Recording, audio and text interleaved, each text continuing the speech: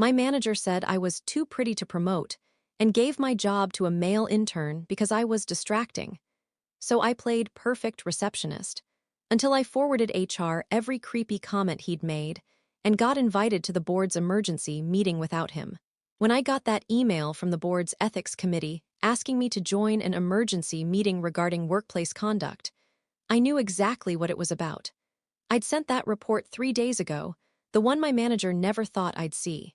The one with his comments, screenshots, and private jokes about me and other women in the office. And now, here I was, sitting outside the conference room, staring at the frosted glass wall where I could see blurry silhouettes moving inside. My heart was racing, but not from fear, from satisfaction. See, just a week ago I was still the office sweetheart, as he called me. The girl with the big smile at the front desk, the one who took every call, fetched every coffee, smiled through every insult disguised as a compliment. The worst part? That used to be his idea of a promotion. He'd pulled me aside one Monday morning and said, "You're doing great work, but honestly, you're too pretty to promote. People get distracted when you talk in meetings. We need someone who commands respect, not attention." Then he gave my position, my project manager position, to my intern, a guy I trained, a guy who once asked me how to use Excel shortcuts. I remember standing there smiling like an idiot while my stomach dropped. "So, what do you want me to do instead?" I asked. He smiled. "Reception, you've got the perfect personality for it, and the look." That's when it started. The comments, the way he'd lean too close, whisper jokes, or make me stand next to him when clients came in, calling me his secret weapon. I felt trapped, demoted, objectified, and powerless, but I wasn't stupid. I started saving everything, every message, every compliment. Every time he called me sweetheart in front of the team, I copied HR reports, I tracked who said what. And then, one day, while sorting through documents he asked me to just file away, I found it, an internal HR report about him. The file had screenshots of group chats between him and other senior managers. There were comments about which female employees were promotion material and which ones were distractions. There were memes, photos, ratings. My name was on that list, next to the words "too hot for leadership." I should have felt humiliated. Instead, I felt electric. I spent that entire weekend reading, cross-referencing, and preparing. By Monday morning, I knew what I was going to do. And now, as I sat waiting for that door to open, I saw his silhouette pacing inside. The board was already there. His voice was louder than usual, fast and defensive. Then suddenly, the door opened. One of the board members leaned out and said, "Miss Taylor, could you join us, please?" My manager froze. He turned around, and for the first time since I met him, he looked nervous. I stood, smoothed my blazer, and smiled. Of course. As I walked into that room, every eye was on me, but not for the reasons he used to think. He tried to speak. "She's just," but the board chair raised a hand. "Not now. We want to hear from her." And that's when I knew everything was about to change. When I first started at the company, I was 26 and desperate to prove myself. It was a mid-sized marketing firm in Chicago, and I'd landed the job after 6 months of unemployment. I remember walking into that office with a cheap blazer, shaking hands with everyone, and thinking I'd finally found a place I could grow. Back then, my manager, David, seemed charming, the kind of guy who remembered birthdays and bought everyone donuts on Fridays. He told me I had great energy and that clients would love me. It felt good to be noticed, especially in an office full of people who barely looked up from their screens. He started giving me small projects to manage, and I nailed every one of them. Stayed late, covered for people, built relationships with clients who later asked specifically for me. I thought he was mentoring me. Then came the promotion review cycle. I'd been pulling 60-hour weeks for months, managing accounts that weren't even mine. Everyone said I was a lock for the project manager role. Even my intern, Ryan, congratulated me early.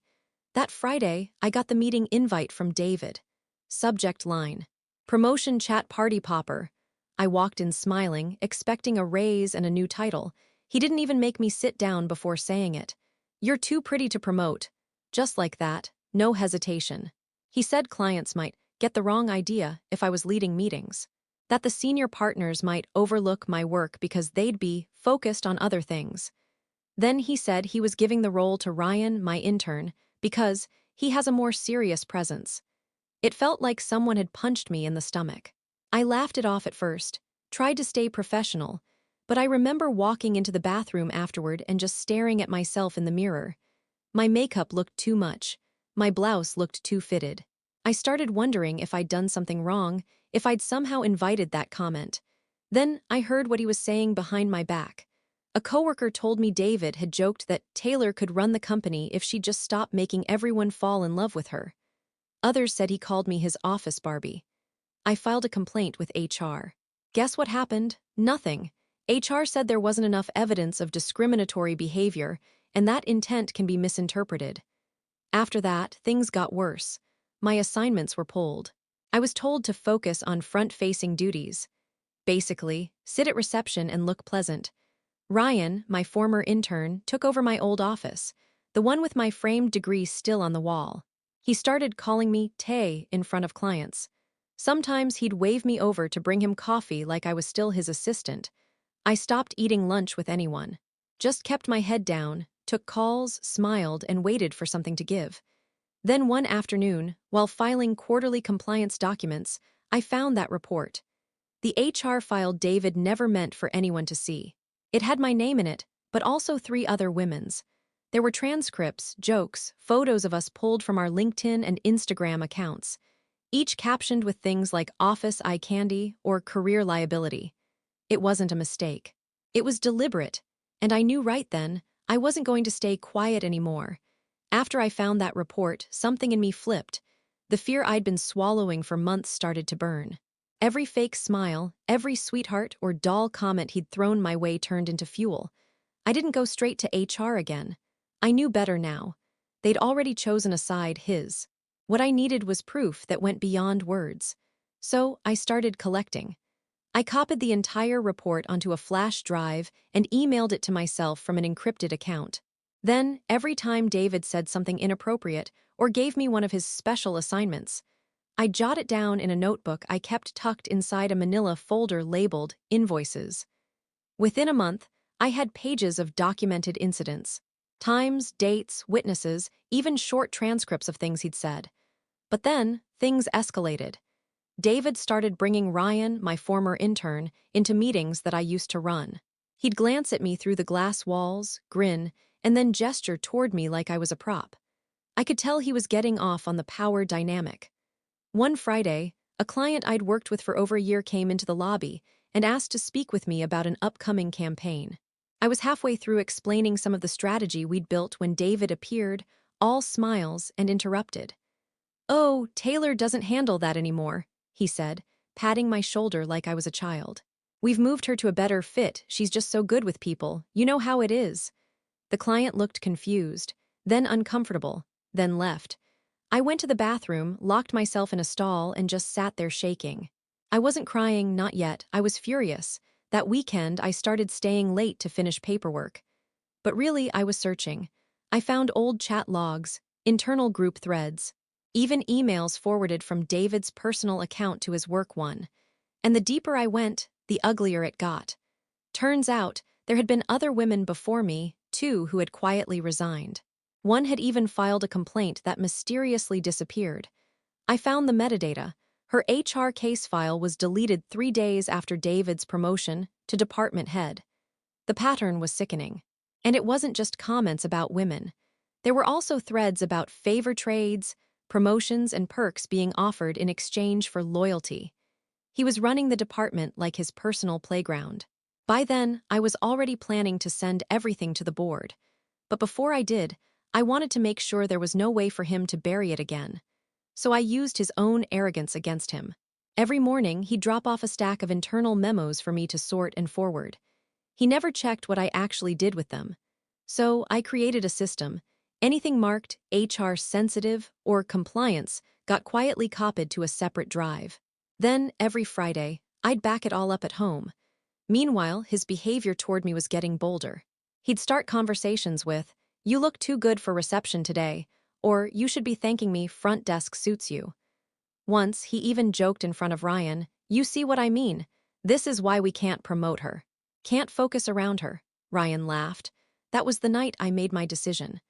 The next morning, I came in early, printed every page of evidence I had, and assembled it into a binder labeled for board review.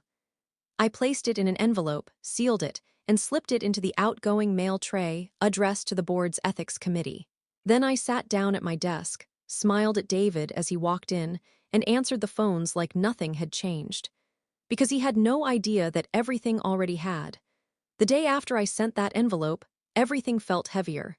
Every email notification, every step he took past my desk made my stomach twist. I kept thinking, what if they ignore it again? What if it disappears like the last report? But something else happened first, something I never saw coming. It was around 3 p.m. when HR called me in. Their tone was clipped, professional. "Taylor, can you step into the conference room for a minute?" I thought maybe, just maybe, the board had already seen the report. Maybe they were going to tell me they were handling it, that I'd done the right thing. When I walked in, David was already there, sitting at the head of the table, smiling. HR closed the door behind me and said, "Taylor, there's been a complaint filed against you." My mouth went dry. David leaned back in his chair, crossed his arms, and said, "I didn't want to make this official, but your behavior's been concerning. Insubordination, spreading rumors, accessing restricted files." I felt my heart drop to my knees. He'd found out, but how? I'd been careful, methodical. There was no way he could have known about the files or the envelope. Then it hit me, Ryan, the intern I trained, the one who took my job. 2 days earlier, I'd left a USB drive plugged into my computer when I went to refill my water bottle. When I came back, Ryan was standing near my desk, pretending to drop off some paperwork. He smiled too quickly. That's when I knew David must have seen the copied documents. And now he was turning everything on me. HR asked me questions in that fake neutral voice. Did you access confidential reports? Did you share internal communications outside the company? I said no, of course not. But they already had their script. David played his role perfectly, sighed, acted disappointed, and said, "I really wanted to help Taylor grow here. But lately she's been unstable. I think the pressure got to her." Unstable. That word hit me like a slap. They told me I was being placed on administrative leave pending review. My badge was deactivated by the time I reached the elevator. When I got home, I sat on my couch staring at the city lights outside my window, shaking with rage. Everything I'd built, everything I'd endured, flipped against me like it was my crime. But the next morning, I got a message. It was from one of the board assistants, someone I'd helped with scheduling months ago. The subject line just said, "They saw it," the body read. "The envelope got to the committee before HR could intercept it. They called an emergency meeting. Don't say anything yet, just wait." I didn't know whether to laugh or cry. David thought he'd silenced me, that I was gone, beaten, humiliated. He had no idea the board already had everything, every screenshot, every message, every word he'd written. And he definitely didn't know they'd just ordered an internal investigation into him. The week I was on administrative leave was the longest of my life. No office, no routine, no clue what was happening behind those glass walls. But in the silence, something started to harden in me. I wasn't just angry anymore. I was strategic. Every night, I went over everything I had left, backups, emails, timelines. I printed out a new binder. Color-coded, cross-referenced, watertight. I added copies of every HR correspondence, including the complaint David had filed against me. I even noted the date he'd discovered my supposed misconduct, 2 days after the envelope had already reached the board. It was proof he was retaliating. Meanwhile, my contact on the inside, the board assistant, Jenna, kept feeding me small updates. "They've pulled his email history. They've scheduled interviews. Don't worry. They know you were set up." But the real turning point came when she said, "They're calling an emergency session next week. Ethics, legal, HR leadership, and the CEO. David doesn't know yet." That's when I decided. I wouldn't just show up, I'd finish it. I spent that weekend building what I called the mirror file. It was a digital folder with every piece of proof, every screenshot, every email, all organized like a presentation. I uploaded it to a secure cloud drive, encrypted it, and set up a timed release email addressed to the board, the legal team, and a few trusted journalists from a local business publication. If David tried to throw me under the bus again, or if they tried to make this go away quietly, the entire thing would go public. By the time Monday came, I was ready. They reinstated my badge temporarily for the ethics review. Walking back into that building was surreal. Everyone stared, whispering behind coffee cups. Some people smiled, others avoided eye contact. David didn't even look at me. He was in his office, blinds down, pacing like a caged animal. Jenna met me by the elevator and said quietly, "They've got you scheduled at 2 p.m., don't worry, you're not the one on trial." When the meeting started, the board chair asked David to explain himself first. His voice was shaky, defensive, full of corporate jargon. "I can't control how others perceive her presence in the workplace. There's been a pattern of emotional outbursts. I only reassigned her for the good of the team." It was all bullshit, but he said it with that confident, condescending tone he always used, like he believed he was untouchable. Then the chair turned to me. "Miss Taylor, you may respond." I opened my binder. My voice didn't shake. "I'd like to start with the evidence you haven't seen yet," I said, including the complaint he filed against me after learning his behavior was being reviewed. Gasps. Papers shuffled. I walked them through everything: the messages, the deleted HR files, the pattern of promotions tied to favors, the internal emails he forwarded from his personal account. Each piece built on the last until even the board members who'd once praised him were staring in silence. When I was done, I looked straight at him. "For months, you told me I was too pretty to promote. But the truth is, you were just too scared to be exposed." He went red. Then pale, then furious. "You're lying," he snapped. You broke into restricted files." The board chair cut him off. "We verified the timestamps. She didn't break into anything. You left those files unsecured." His mouth opened, then closed. That's when I knew I had him cornered. But what I didn't know yet, what none of us knew, was that this wasn't the end of his schemes, because the second twist was still coming. And it was darker than anything I'd expected. I thought it was over. I thought I'd finally buried him. After that meeting, David didn't come back to his office. His nameplate was gone by morning. People whispered that he'd been placed under investigation, that it had seized his laptop, that legal was building a case. I should have felt relief. Instead, something felt off. 3 days later, I got an email from HR. Short and cold. "We appreciate your cooperation. However, after review, we've determined that both parties violated company data policy. Your position will be terminated effective immediately." I read it twice before I even registered what it meant. Both parties. They'd fired me. Not a word about the harassment. Not a word about the investigation. Just a legal-sounding termination notice, a final paycheck, and an attached NDA. I called Jenna, the board assistant who'd helped me, and she sounded shaken. "Taylor, something happened behind closed doors. Legal's locking everything down. David's not fired, they're saying he's on leave pending internal mediation." "Mediation?" I said. "After all that proof," she hesitated. "His brother-in-law's on the board." That hit me harder than any insult he'd ever thrown. I'd spent months collecting evidence, risking my job, my reputation, and he still had someone powerful enough to protect him. I went home, sat in the dark, and thought about every time he'd smirked at me when he said, "You'll never understand how this business works." He'd been right about one thing: the system was rigged, but he'd underestimated me again. Because I'd already set up the mirror file. That automatic release was still queued up. All I had to do was move one slider to now. Still, part of me hesitated. I wanted justice, not chaos. I wanted him to face consequences, not give the company a scandal big enough to bury both of us. So I did something smarter. I sent a single link, not to journalists, not to social media, but directly to one of the company's biggest clients, the one whose campaign I'd been running before he took it away. Subject line: "You deserve to know who represents your brand."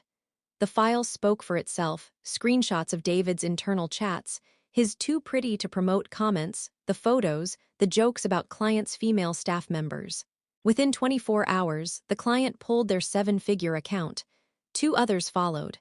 By the next week, the company's entire leadership structure was imploding. The board couldn't hide it anymore. But the real shock came when an internal memo leaked, not from me this time, revealing that HR had covered up previous complaints about David, including one from 5 years earlier. It was a full-blown ethics scandal. And guess who the company's PR department called to help manage the fallout? Ryan, my old intern. He'd been promoted to acting communications lead, the same position I'd been demoted from, to handle the situation with discretion. That's when I realized. David wasn't gone. He was just rebuilding through Ryan. And that made what I was about to do next feel less like revenge and more like justice overdue. Because I wasn't finished with either of them. A week after the scandal hit the press, I got a call from a blocked number. I almost didn't answer, but something told me it was connected. It was Ryan. His voice was shaky, but still had that fake confidence he always used when he was trying to sound older. "Taylor, listen," he said. "You need to stop whatever you're doing. You don't understand how deep this goes." I laughed bitterly. "Oh, I understand just fine." He paused, then said something that chilled me. "David didn't promote me because I earned it. He did it because I owed him." My stomach dropped. "Owed him?" Ryan sighed. "I'm the one who sent him that report. The one you found. HR didn't compile it, I did. He made me collect information about the women in the department. Told me it was just feedback for leadership development." I thought it was creepy, but he said it was required. I didn't know he was sending it around as a joke. I stayed silent, because the disgust rising in me was indescribable. Then he kept talking. "When you started getting close to finding things out, he told me to keep an eye on you. To make sure you didn't dig too deep. He said if I didn't help, he'd tell the board I'd falsified reports and I'd never work again." So, it was never about respect or professionalism. It was blackmail power. David wasn't just some insecure misogynist. He was calculated, strategic, and cruel. He'd been using people, mostly men like Ryan, to help him target women and bury complaints. He kept digital leverage on everyone around him, little insurance files he'd built up over the years. Screenshots, gossip, doctored performance reviews. That's how he stayed untouchable. He didn't see women as employees or equals. He saw us as currency, something to be traded for loyalty or silence. And Ryan, scared, ambitious, desperate to belong, became his perfect pawn. The realization made my skin crawl. All those months I thought David was just being sleazy and arrogant, but no, it was worse. It was deliberate psychological warfare. He'd picked his victims carefully. The women who were new, financially vulnerable, or too ambitious to risk a fight. The men he manipulated were the ones too weak to stand up to him. Ryan said something else before I hung up. "He's not done, Taylor. He's planning to spin this whole thing as a smear campaign by a disgruntled employee. You. He's already talking to legal about defamation." That was when my fear vanished completely. Because if David wanted a war, I was ready to end it. This wasn't about saving my job anymore. It wasn't even about revenge. It was about making sure he never did this to anyone again. And I knew exactly how to do it because for the first time I had the leverage. The photos, the emails, the backup drives. Even his private messages that Ryan, stupidly, had access to and forwarded to me right after our call. David had built his power on manipulation and fear. So I decided I'd take both away from him, in front of everyone.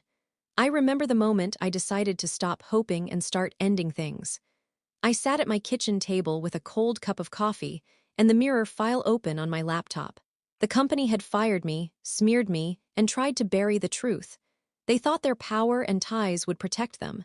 They forgot I'd already learned how to use paperwork and deadlines against people like them.